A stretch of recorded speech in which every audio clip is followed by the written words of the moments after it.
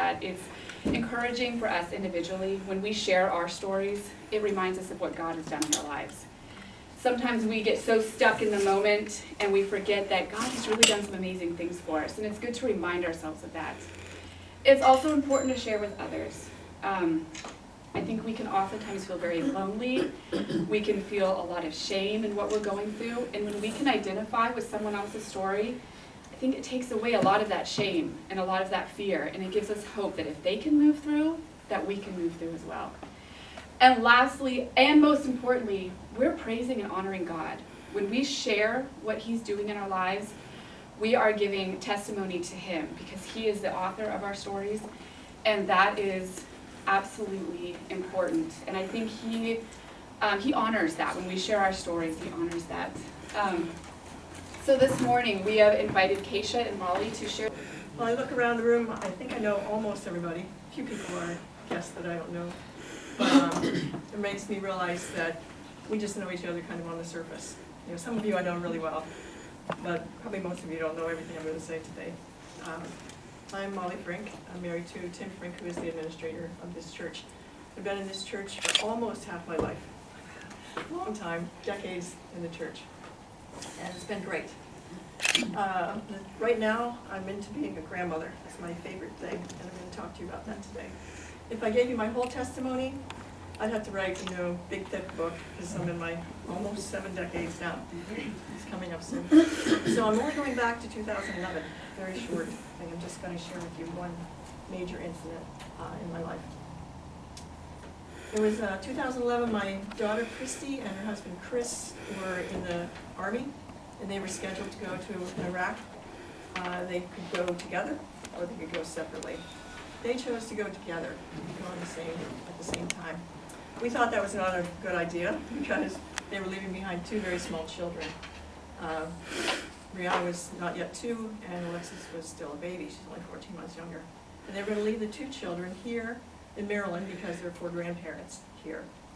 So we thought, well, that's probably better than having, a single dad on an Army base in Tennessee where he doesn't have any good connections to be a single dad for a year.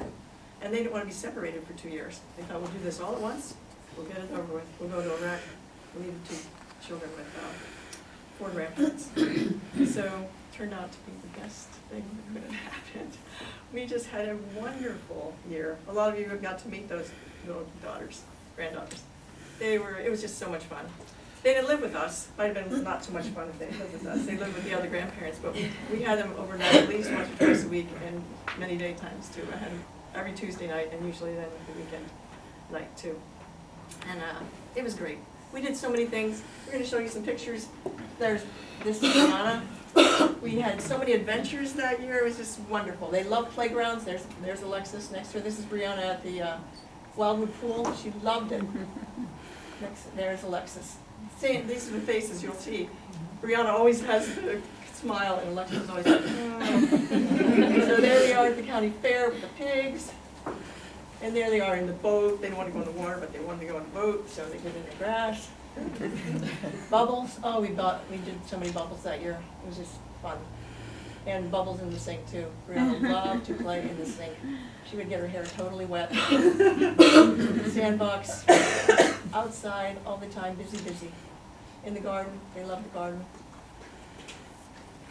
And there she's still in her. She loved the flowers. Oh, that's Brianna. And there they are together in the tree. Climbing trees with Grandpa. Playing in the rain. And they didn't care if it was raining or not. They'd play with the umbrella in the house. We had that big umbrella all the time. Games. They loved the games. Always playing. See what they're doing. Next 4. Playing piano. They were just fun. Okay, stop there. This is their family. This is Christy and Chris. And this picture just shows really how they are. Brianna was like, grab life. Alexis was like, I don't know. Really, when I look back at the pictures from that year, there's so much of that. So it was just a terrific year. The only thing that was worrying us was that our children were serving in the military police in Iraq. But they came home safely in time for Christmas in 2011, a little sooner than we actually expected them. they gathered up their girls, went back to Tennessee, and Tim and I went back to being long-distance grandparents, which we're good at. We have one in Colorado, and now these are in Michigan, and we have 3 in Pennsylvania, so our grandchildren aren't far away. And that's why some of you have me for grandma. I love it. I have local grandchildren. So some of you are in that kind of season right now, I think, where everything's just going well, and you're just having a good life, and you're just happy being mothers or grandmothers, or, you know, it's just a good season. But it's always a season. You know, I know sometimes I'm just waiting to see what might happen next because everything's going well right now. But there have been seasons when things didn't go well. And that's the next part of the story. In July of 2012, this is about 6 months after they got back, I was in Pennsylvania at a conference. No, I was in Pennsylvania visiting my parents, and my husband was in Texas at a conference. And when I got home from Pennsylvania that night, I listened to the answering machine, and Christy was on it saying, "Daddy, call me immediately as soon as you get there because Brianna's gone." So I started praying for a rescue team because I assumed that they were out there looking for her because I would not let myself think that that gone meant dead. So I called my husband, and he had already heard, they'd given him the word, and truly was that she was dead. And that was like the proverbial ton of bricks that falls on it. So that night was pretty rough. I just got myself a plane ticket, found somebody to take care of Katie. We met in Asheville. My husband flew in from Texas, I flew in from here. And we met in Asheville, drove to go and hold our grieving children. Well, the situation was that Brianna was in the den upstairs from the kitchen, open den, and she was watching TV, a favorite show, and Christy was in the kitchen with Alexis making dinner, and she hadn't heard Brianna for a while, so she went upstairs to check. Brianna had hung herself on the blinds from the Venetian blinds. So if you've been here a while, you know we used to have Venetian blinds, and that whole wall up there was now. So if you have Venetian blinds in your house, get rid of them. Okay, so this happens pretty frequently. Children hang themselves on blinds. So Christy has had some medical training. She knew what to do.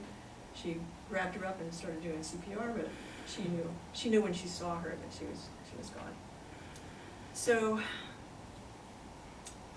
when we arrived in Tennessee, Chris, our Army policeman, tough guy, sitting on the front steps sobbing.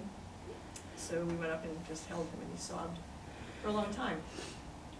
And when he was finished with that, he gathered himself together. We went in the house, and it was like a heavy cloud of silence. And when we showed up, burst into a fresh downpour of tears. And it seems like that's what happens. You can hold it together for a while, and then another person comes and gives you a hug, and you cry all over again. So we cried through that. And then Christy had to go upstairs into the office to get some paperwork that was necessary, and she had to pass through the den where Brianna died, and she didn't really want to go. And her mother, I'm her stepmother, her mother was a little bit reluctant too. They were both pretty emotional.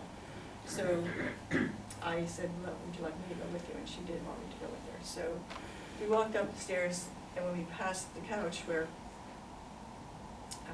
Brianna had been sitting up on the back of the couch watching her show, and that's how she managed to tie the cords around her neck, and that she either jumped off or fell off. So when Christy saw that, let me just insert this. Some Navy wives had come and cleaned up the place so that she would not have to go there. That was such a good thing. She was so grateful for how the Navy took care of her. I probably said that wrong. They probably were Army. I think she told me they were Navy, but she was in the Army. Army wives.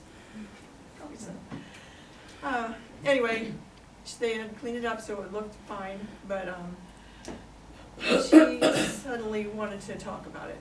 So she told me all the details, how this child looked, where she was, how she felt, what she did, the CPR stuff. I said, what about Alexis? She said, yeah, she was right there next to me while I was screaming. You know, so she told me all about that, and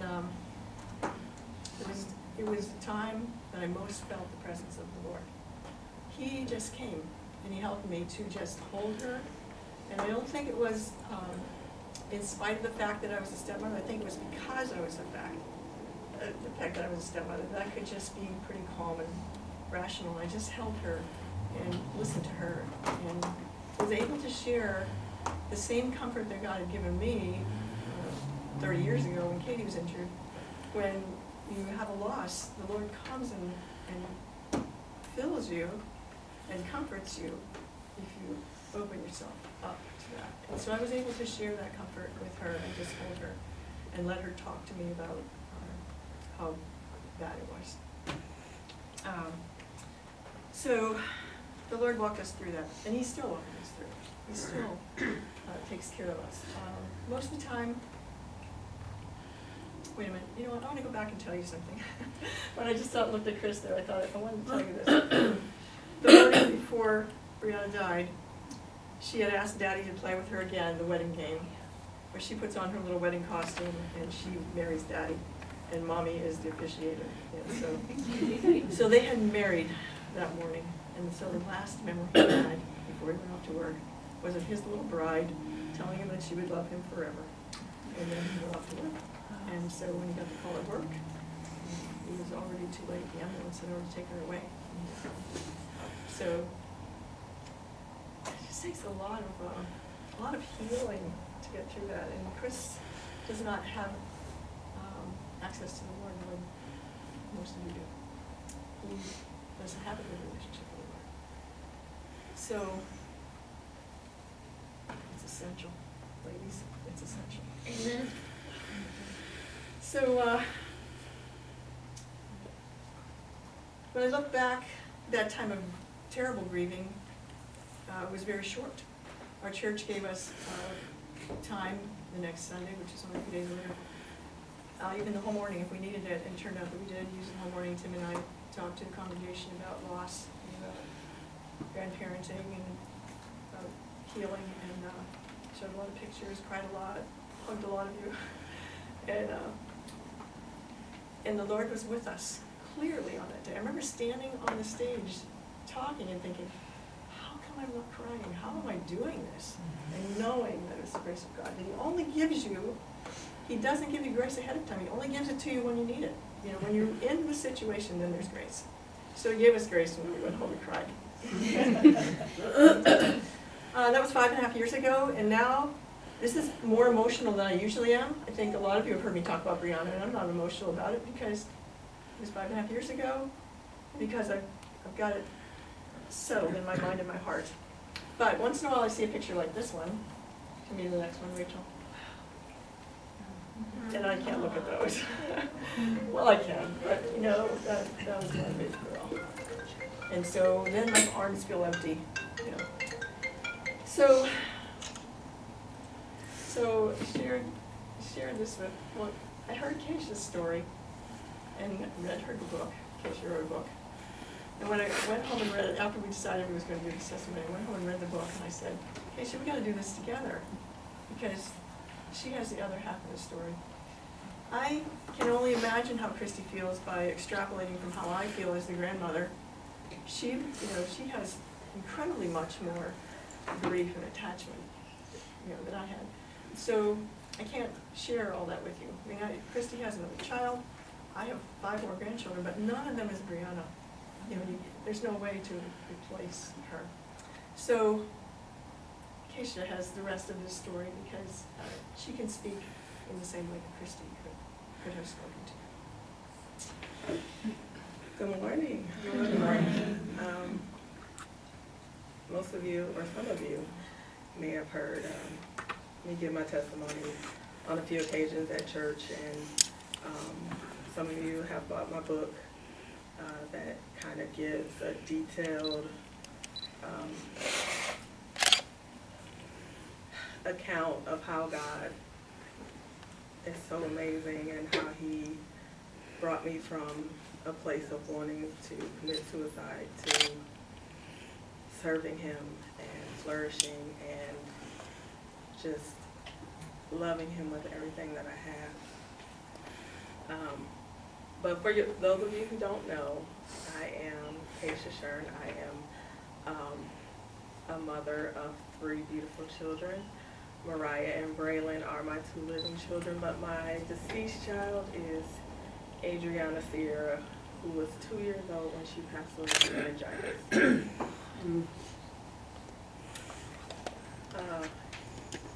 She got sick on a Sunday afternoon, and by Saturday morning early, she had passed away. When she first got sick, she had regular symptoms like common cold symptoms or just the flu, so I wasn't at all worried about her not recovering.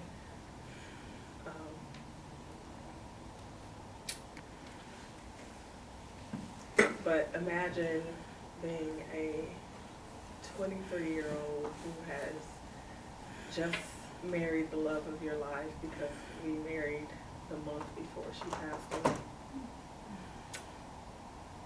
I'm 23 years old. I'm just starting out in life, and my daughter is everything to me. She's not the biological daughter of my husband. So she, before we married, it was just me and her. And I woke up to her. I went to sleep to her. And everywhere I went, she was there. She was just my joy. She brought me so much joy. And that was even a dark season, but she was definitely my light.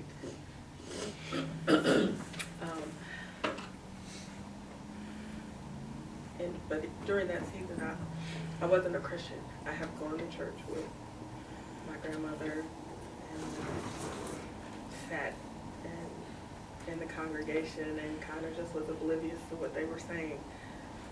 But I can truly say that the passing of my daughter was the start of Christ beginning to show himself in my life. He held me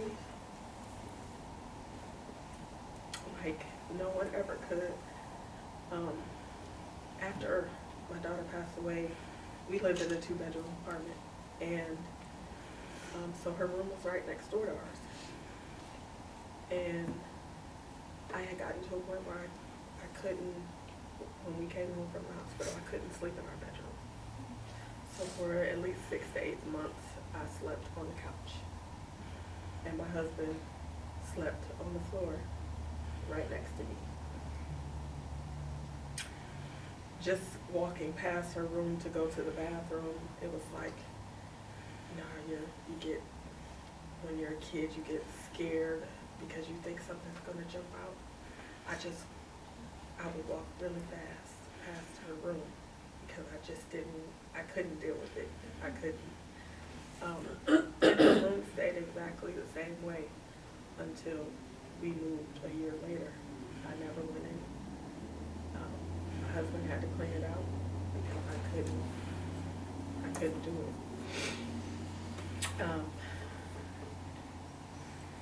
But back to, that's for Adriana's first Halloween. She was a ladybug, and she was so excited. She was such a light. We went on our honeymoon, and she stayed with my father, and she would just sit and yell off his balcony, "Hi." She just wanted to talk to everyone. But she passed away on June 3rd of 2006, and it felt surreal. It felt like an out-of-body experience. I felt like I was looking at myself going through the motions. I was detached. I became so depressed that my husband had to remove anything that could be used as a weapon out of the house because I had attempted suicide a couple times.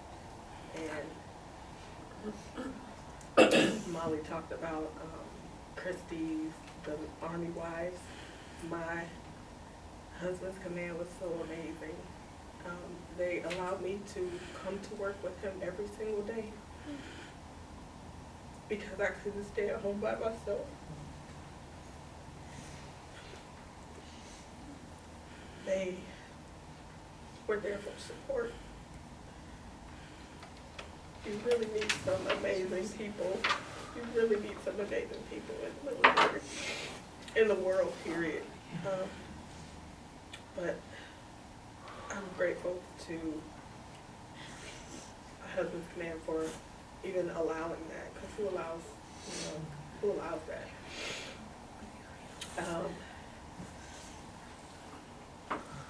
I honestly believe that since it was so close, that God placed my husband in my life at the exact right time. And my daughter confessed that. She knew that I was in good hands. She knew that he wouldn't stop at anything to make sure that I was safe. And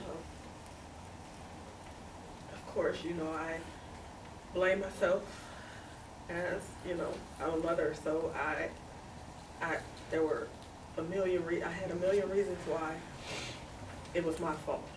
If I had not have taken her to the laundromat and allowed her to run around as a 2-year-old while I washed clothes.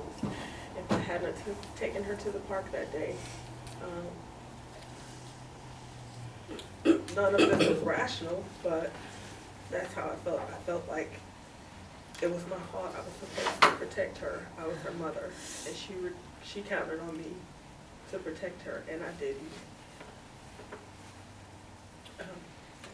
Maybe if I kept her in the bubble that I started her out in when she was born, maybe I would be able to say that I have a 13, almost 14-year-old daughter that is flourishing in life, but I can't say that.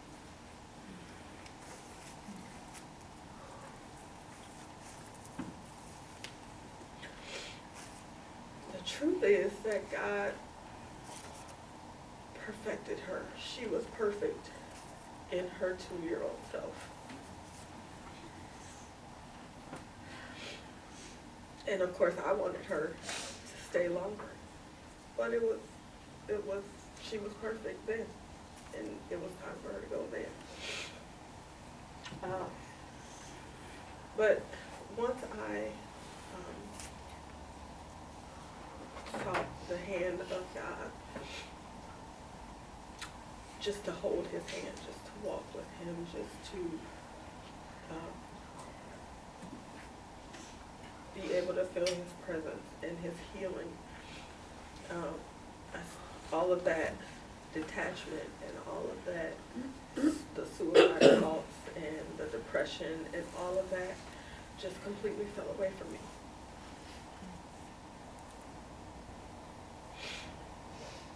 I was able to be vulnerable with him, and I think in my vulnerability, that was when I was able to heal. Now don't get me wrong, it wasn't overnight. It took me about a good 6 or 7 years to even be able to get to that point. But me being vulnerable with him was the only way that I was able to come to peace. It was the only way that I was able to be made whole again. He picked up every single broken piece that I had, and he didn't throw them away, but he put them back together to make me whole again.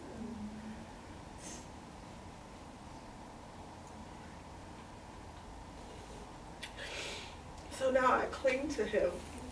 I have to. He is the only source. I have to cling to him. I have to cuddle up to him. I have to continue to be vulnerable with him. Even writing my book, I didn't want to write a book. I kept saying I'm not an author, I'm not a writer, but it brought even more healing to me.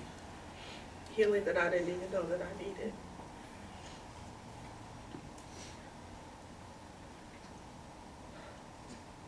it's necessary. It is very necessary to have a relationship with Christ. And I heard someone say the other day, people ask the question, why is it necessary to hear Christ? This is why. Because he can bring you peace that only he can bring you. No one else can do the things that he does. No one else can love you. No one else can cuddle you. No one else can lift you up the way that he can. So we have a few similarities in our story. After Adriana had passed, around her birthday or in the month that she passed, I began to see just influxes of butterflies. Butterflies would be everywhere around me. Like they would, or if I would have a bad day, I would just see butterflies everywhere. And I would. There's the picture. And Oh, it's not the one picture. this is, butterflies are not in the Bible. No. However, I know one who does have one. butterflies are not in the Bible. However, the Bible does tell us that when we come to Christ, we are a new creature. And I believe that she is a new creature, and I have to believe that. These butterflies, this is our garden where Brianna would stand there and the flowers were up here, and so she's like this. And you can see how many in this picture. I think there are 7 butterflies, but they're just everywhere when we had the zines in our season, and she loved them. And so we've always had butterflies. If you're down at the playground, the dedication thing that's for Brianna is a butterfly. There's a butterfly chair there, and everything's butterflies. So when I read Keisha's book and it was like butterflies, I thought, oh wow, this is really interesting. Yeah, it's just neat. So show them that one of the flower girl pictures too. They were both flower girls when they were 2. There she is. And the next one, I just put this in here because when I saw your picture of the wedding dress with the red underlay, I thought, well, yeah, you can't see it very well with her sash is that it's a deep red also. And I thought, that's so interesting, just tiny little details. And we just had all these connections going. They were both 2. Their first daughter and first granddaughter. They're both flower girls. They're both into butterflies. Just precious, joyful, wonderful little girls. Perfect. I just wanted to share with you some things that we've learned that you could take away. The first is about shortness of life, or length of life. My mother's 91, and she'll probably live to be 100. Mother did. So she's great. She's real fit and active, and she lives by herself, does everything. But Brianna was only 3. But the Bible says that all the days ordained for you were written in the book before one even came to be. So everybody's life is not supposed to be the same length. And right after Brianna died, the Lord gave me a picture to help me understand how to accept the fact that that's all she had. She had those 3 years. He said, if your rich friend was going away for a while and let you stay in his mansion, and he said, come and swim in my pool and read in my library and just enjoy yourself in this huge mansion. You can invite all your friends, you can just enjoy yourself. So you might have a time of just being joyful, just everything going right, everything being easy and fine and wonderful and beautiful, and it would be a great time. But when the guy came back and said, okay, I'm back now, I need my house back, you wouldn't say to him, what do you mean? You're taking the house away? I was really enjoying this. Like, this is mine. I feel like I've been living here all this time. I don't want you to take this from me. Well, that's how it is with our children, really. Like, they're not ours. They're ours to steward, to invest in, to take care of. But they're his children. And when it's time for them to go back and be with him, we have to release them. So that helped me a lot. You know, I thought, yeah, I had a wonderful time with her. She's in heaven. And then I started realizing that I should expand that to my current relationships. Like, my children are not my children to mold and keep. They're my children to invest in and to encourage and to let them grow however the Lord has planned for them and however long He has planned for them.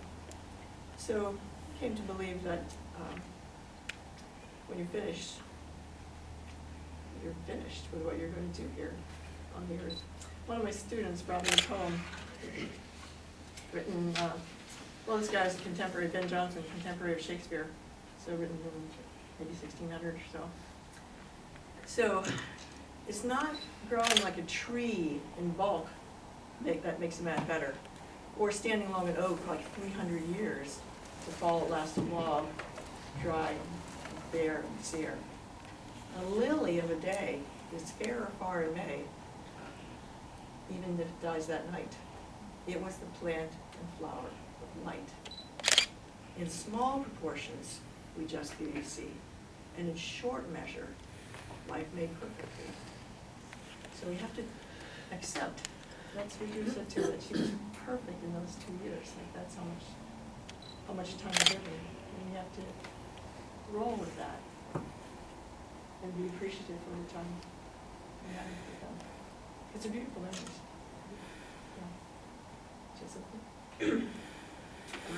One thing that once I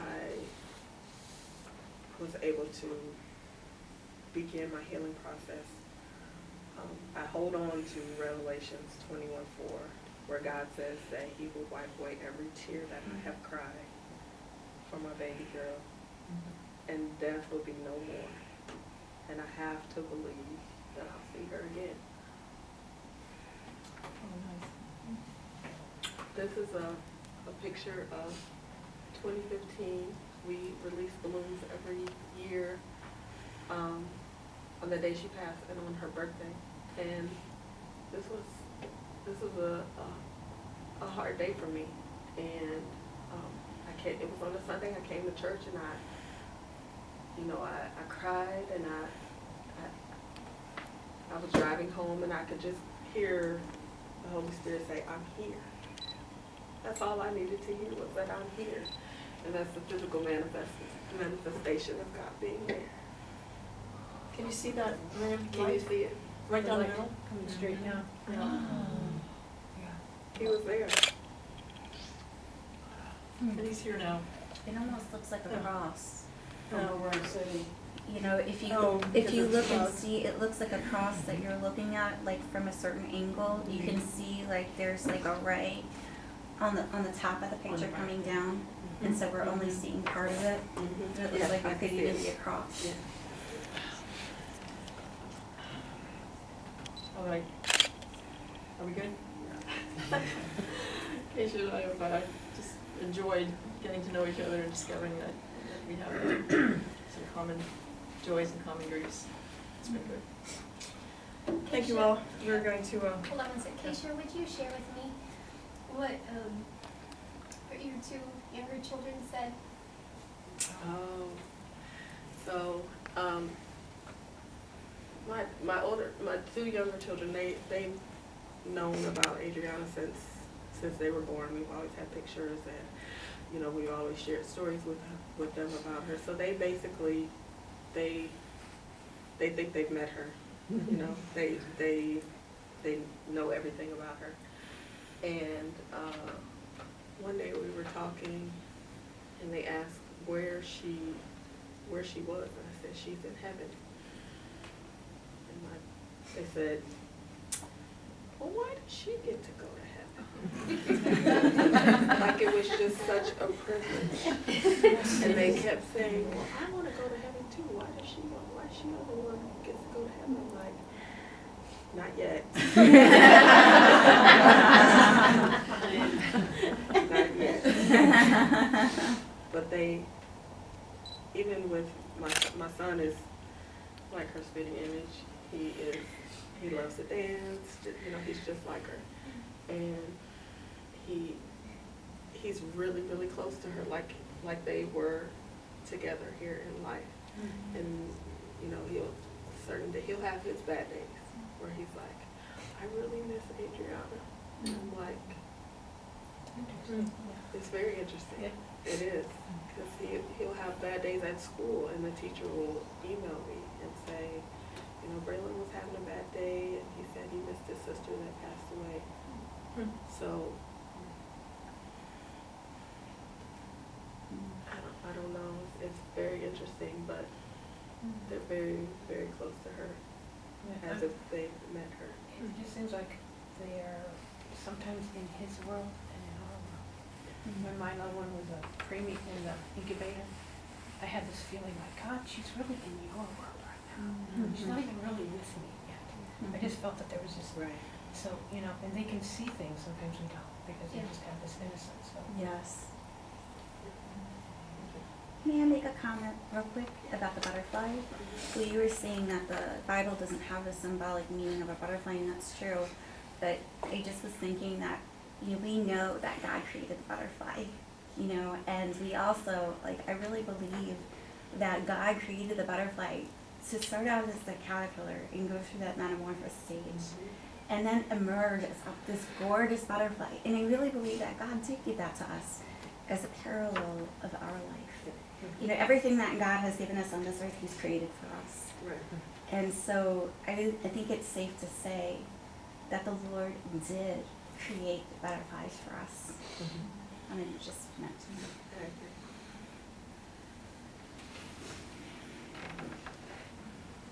I agree. Are you ready for the next?